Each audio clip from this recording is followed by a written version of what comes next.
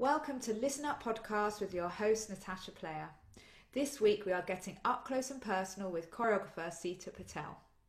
This is a series of podcasts in partnership with Pavilion Dance Southwest, who are sponsoring the interviews of 3 female choreographers, and we explore how they are navigating the current times and their creativity. Here is a short bio of Sita's work. The award-winning choreographer dancer Sita Patel was born in London and began her training under the guidance of Kiran Ratna in 1990. She has since worked with a range of Bharatanatyam and contemporary dance professionals and has performed and toured with a number of companies including DV8 Physical Theatre. Sita has presented solo and ensemble works at the South Bank Centre Purcell Room, Royal Opera House, ROH2 and Sadler's Wells since 2005. In tandem with Sita's choreographic work and performing, she has worked in film, TV and theatre.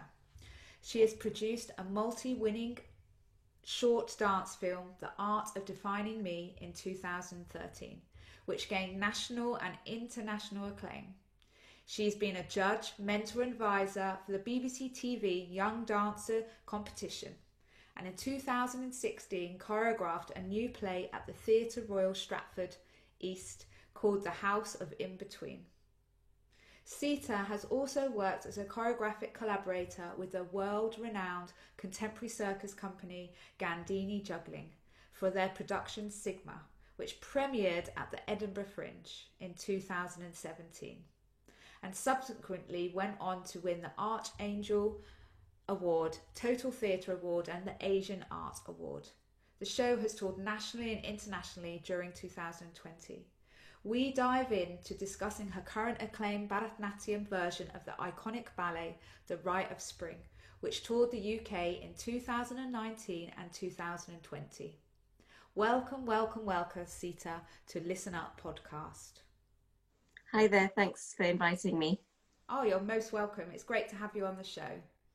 Sita, you've produced award-winning dance works and most recently the critically acclaimed Rite of Spring, which was part of Surf the Wave Promoters Showcase in Bournemouth and has been touring throughout 2019 and early 2020. Unfortunately, it's currently on hold due to COVID-19 restrictions for indoor performances. There were plans to perform your Rite of Spring choreography with the Stravinsky musical score with a full orchestra with the Bournemouth Symphony Orchestra in 2021. So Sita, how did the BSO collaboration manifest? So unfortunately, due to COVID, we've had to push the date from 21 all the way to 2023. The beginning of the collaboration was thanks to a mentor and good friend and supporter, Marie McCluskey, who used to be the artistic director of Swindon Dance. When I got in touch with her to catch up and tell her about the project in its very early stages, and she sort of thought this would be a great thing to talk about in relation to the Bristol Coston Hall, which obviously is renamed now, will be renamed. And yes, the resident orchestra for that venue is Bournemouth Symphony. And so I met with the artistic director, and yeah, that's where it started. I just proposed my plan and hopes for the work, and they were really interested for their season as a kind of a main event at the Bournemouth Symphony. I really look forward to hopefully seeing the piece and hearing it as well. It will be beautiful, that collaboration of coming together. You talked about Marie McCluskey, and I'm interested in the importance of mentors in whatever industry. I feel they support the success of an individual and can act as an ally. So how have mentors, allies helped guide your work, and who are they? Oh gosh, I don't think we have enough time in this podcast to go through all the mentors that I've worked with over the years. And I wouldn't want to leave anyone out and upset anyone. So, but yes, I definitely think having that allyship and support is so valuable. And I've been really lucky that the mentors I've worked with over the years have genuinely been able to ask me questions that I was able to answer, create answers for myself rather than giving me the answers for things. They really encouraged me to think for myself and to create my own mind and my own voice over the years. That's so good to hear, because I think that will really resonate with young choreographers that are going out into the world and how to navigate. So thank you for sharing that insight. Absolutely, it's a very important part of anybody's journey, I think. With your creative work on pause, your ongoing work as an activist for change within dance and the arts sector has increased from the rising, as you mentioned, of Black Lives Matter in the UK. Pre-interview, we've been speaking about internal unconscious bias, accountability and anti-racism. So through your lens, Sita, how do you observe the arts and the cultural sector? Well, that's a very big question. I think, as with all systems, there are flaws, and there's a lot of good intention and desire on some level to create change for equity, more equity and equality and diversity. And, you know, it's also part of Arts Council's mission, and it's on everybody's mind. I think where I struggle a little bit is sometimes how it's being acted upon and how it manifests.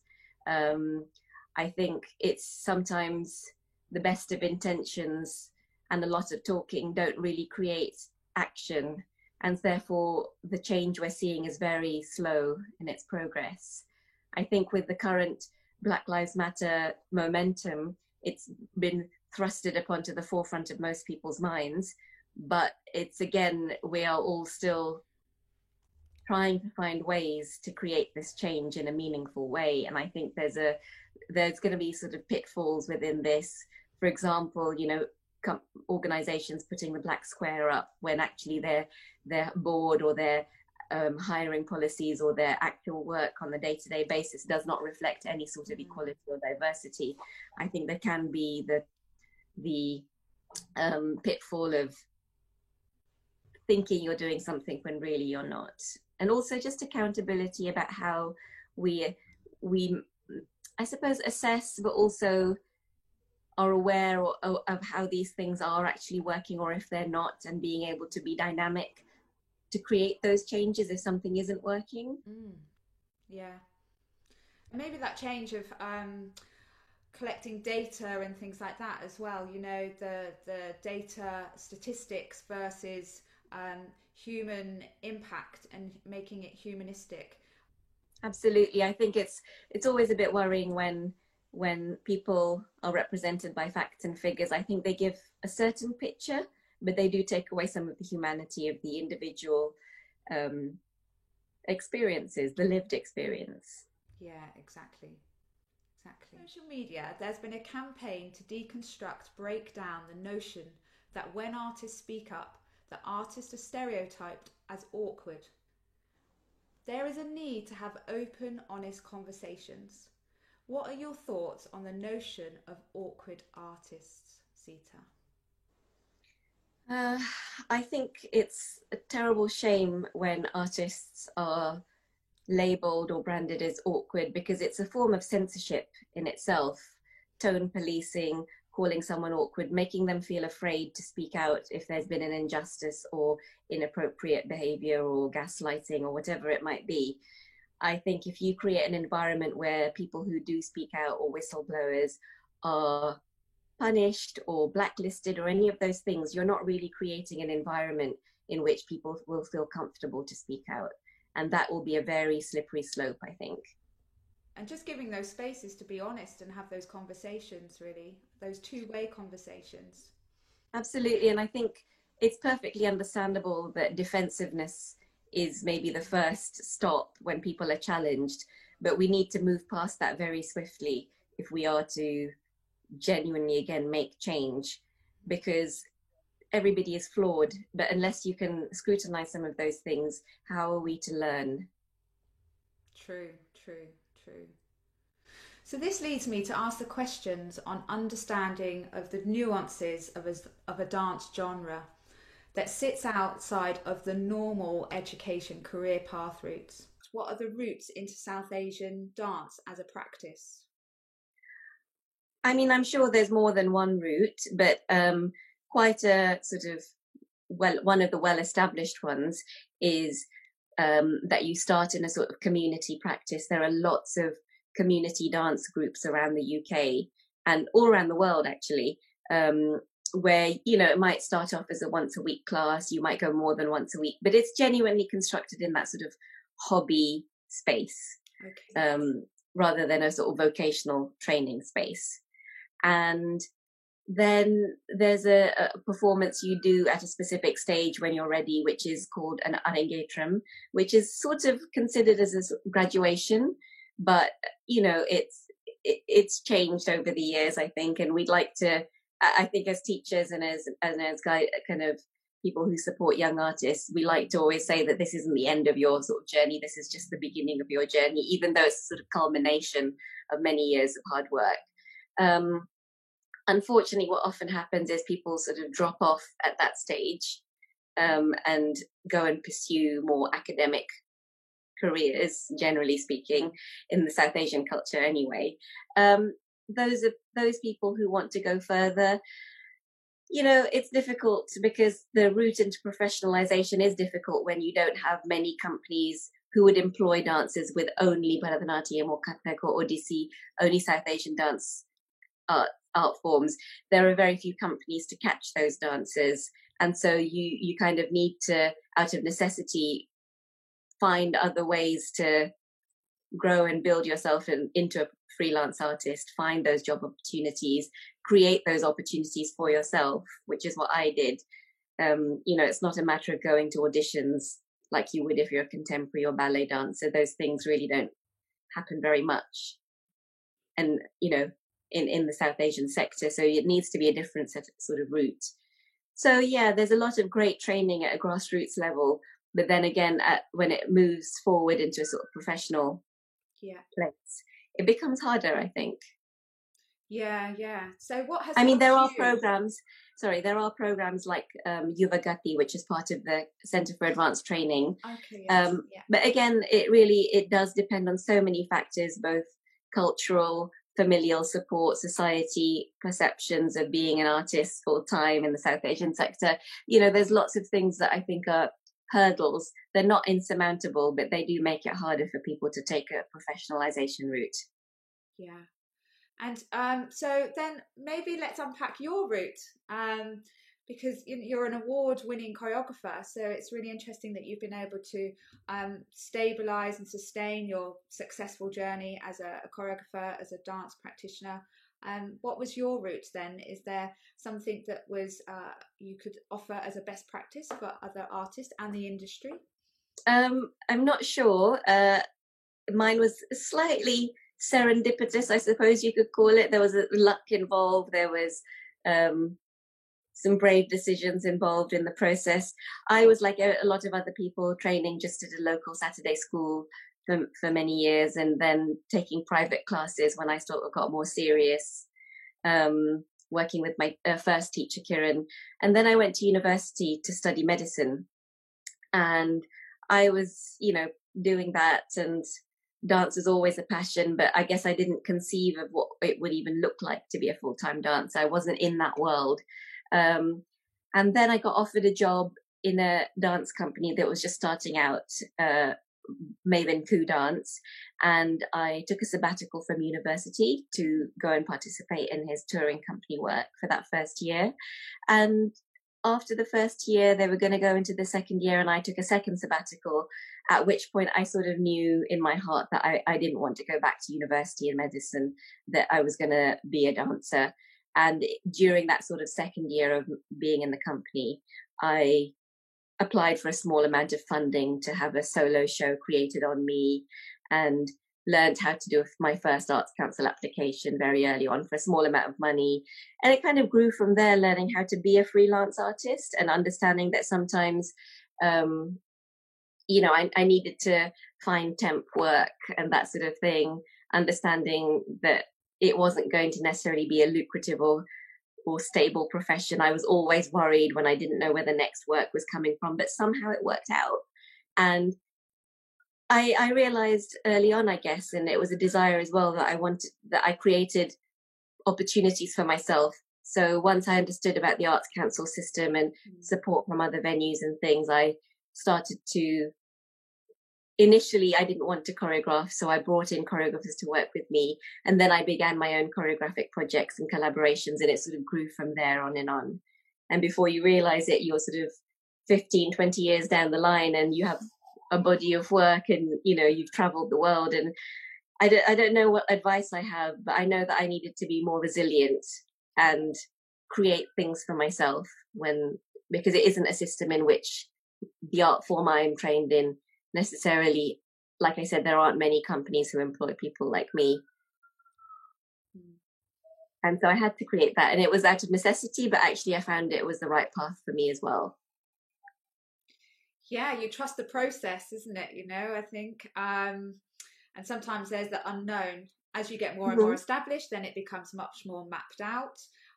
You touched on something there, but it's always interests me. I ask this question to my guests, is about resilience and where do they draw from to create that resilience? Is that, I know I'm putting you on the spot, but is there something that you do to keep you resilient, to keep you energized, to keep you focused that you'd like to share with the listeners?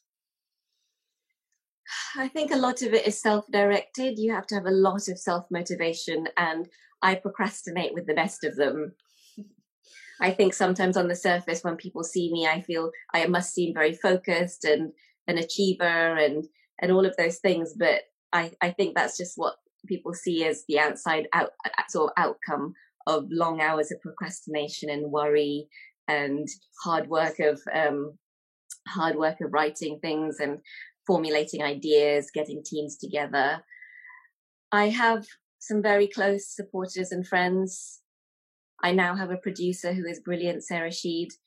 And when these sort of, you know, hills appear that I have to climb, or pitfalls that I fall into, both emotionally but also practically, I have people to talk to. I have people to help me work things out. And then, yeah, you have to dig deep and into that pool about why you really are here doing what you do. And are you, sometimes, you know, there have been times when I think I just want to give this all up. Or when I think of my life without this work and without this art form and being in this industry, it doesn't make me happy. And thinking about not having it doesn't make me happy. So I, oh, there's a child crying. It doesn't make me happy. And so therefore I know in my gut that it's not ready for me. I'm not ready to leave it yet. And so I need to keep going. Thank you for your honesty and that drawing to your gut feeling, you know, and trusting your gut just to check in, isn't it? You know, to see the navigation of what's best for oneself. Absolutely. And I think that, you know, it kind of comes in waves where you might feel jealous of other people and what they're achieving.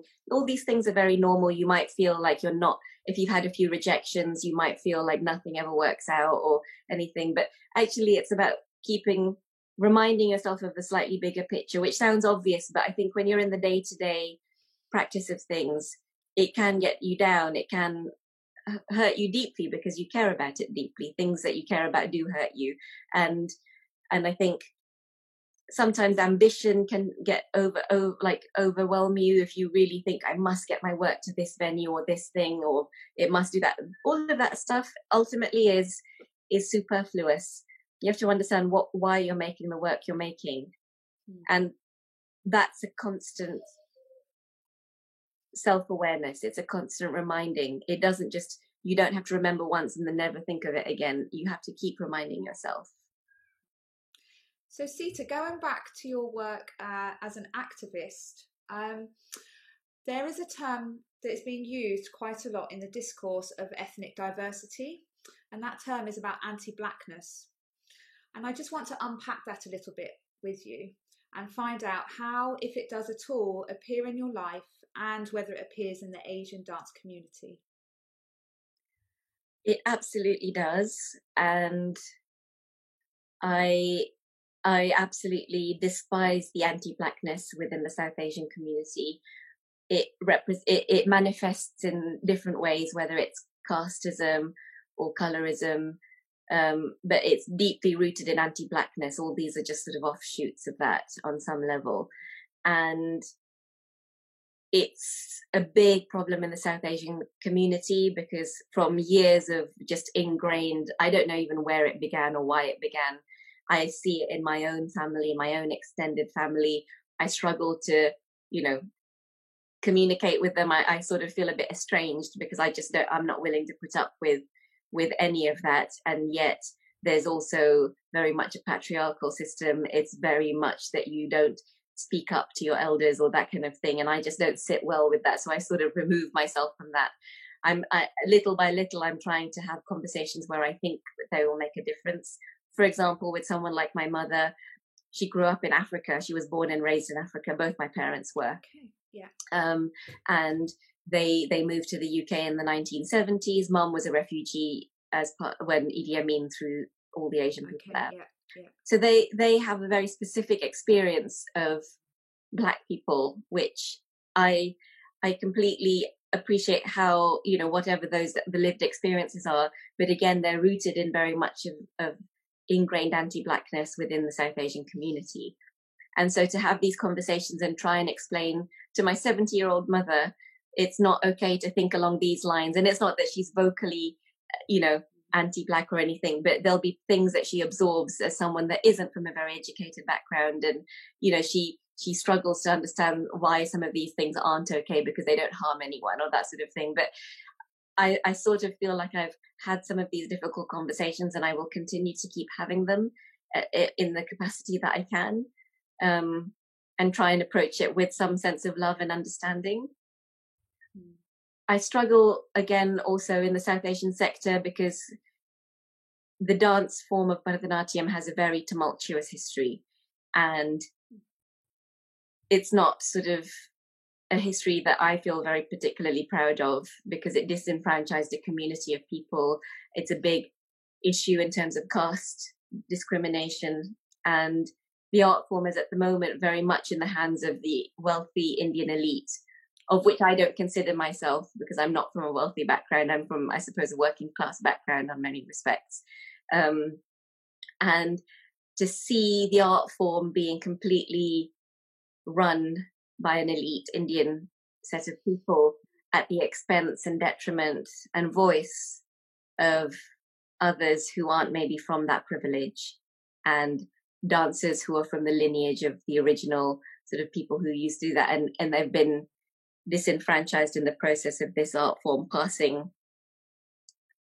to a different type of artist, a different type of person, is heartbreaking, really. And I think we just need to keep talking about it more and more in order to unpick it, in order to challenge it, in order to play a part in dismantling anti-Blackness.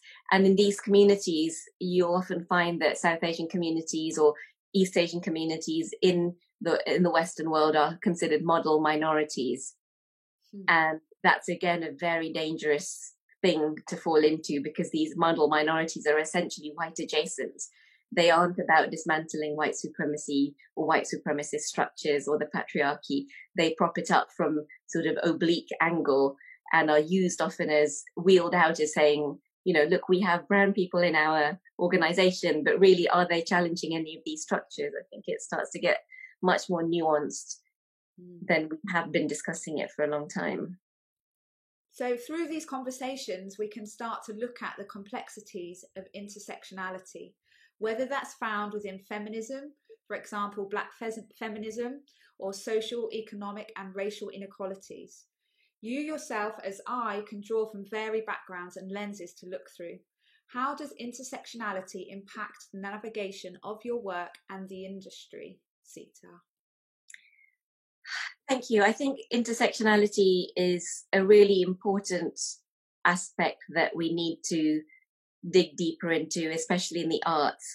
I think there's been a slightly binary way of thinking of many things. When you think of feminism, is it just men and women? But it's not, because there's intersectionality with women of color, Black women within that women of color who experience a very different kind of anti-feminist and misogynistic experience.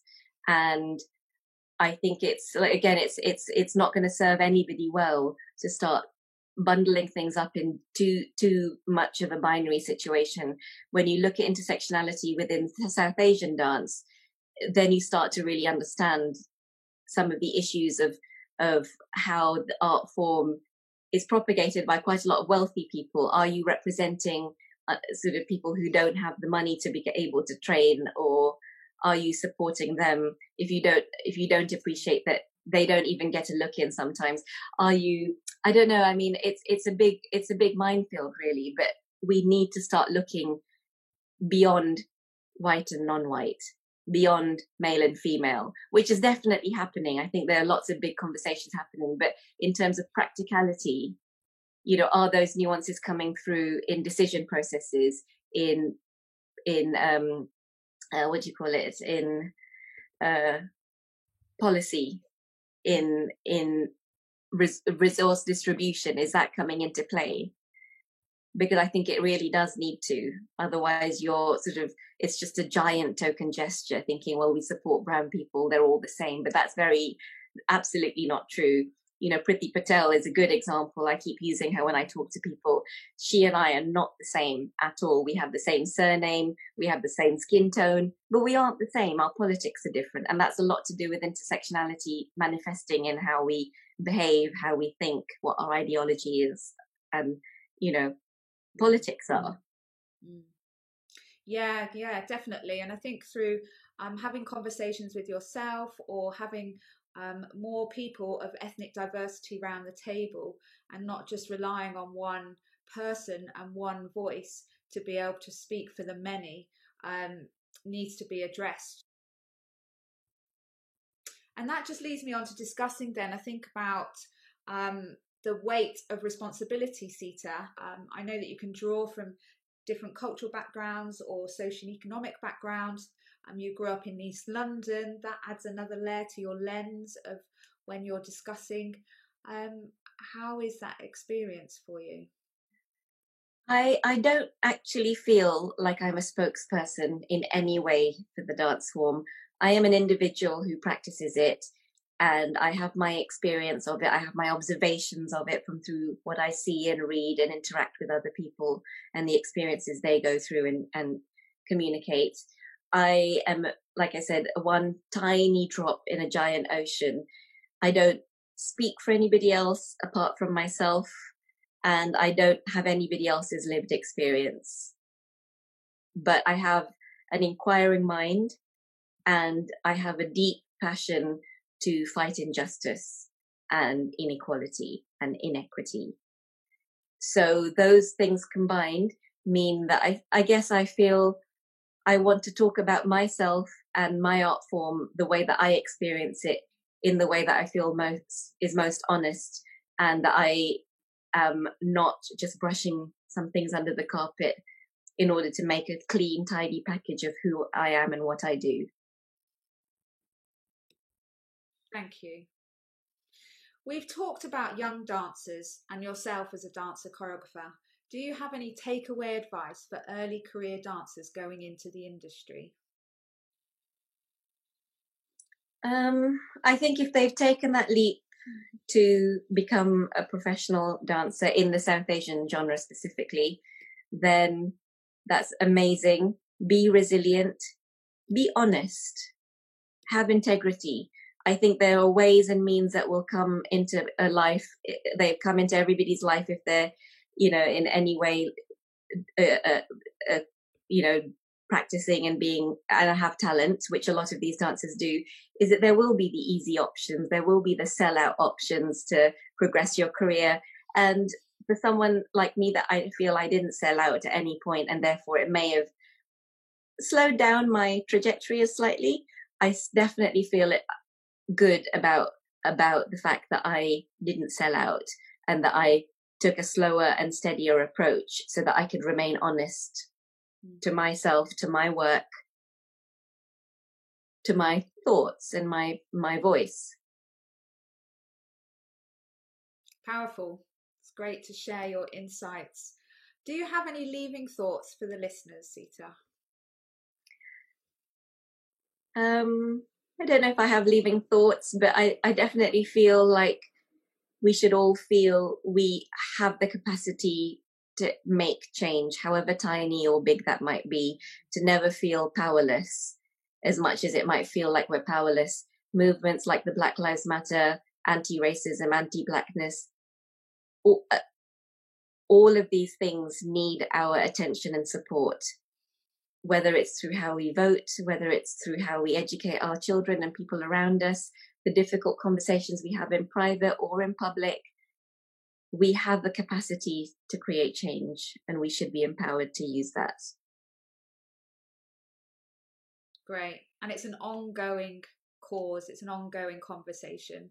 Certain points rise up that creates more awareness, which is needed. Sometimes can be very painful, but it's an ongoing piece of work. And I absolutely think healing is important, and rejuvenating yourself is all part of resilience, but don't stay in that place. It's a transitional place to fill your cup again before you head out there and fight the good fight. I think if we stay in that place of healing and self-reflection, we won't actually be contributing to something bigger. Well said. Well said. That's a lovely point to leave the interview.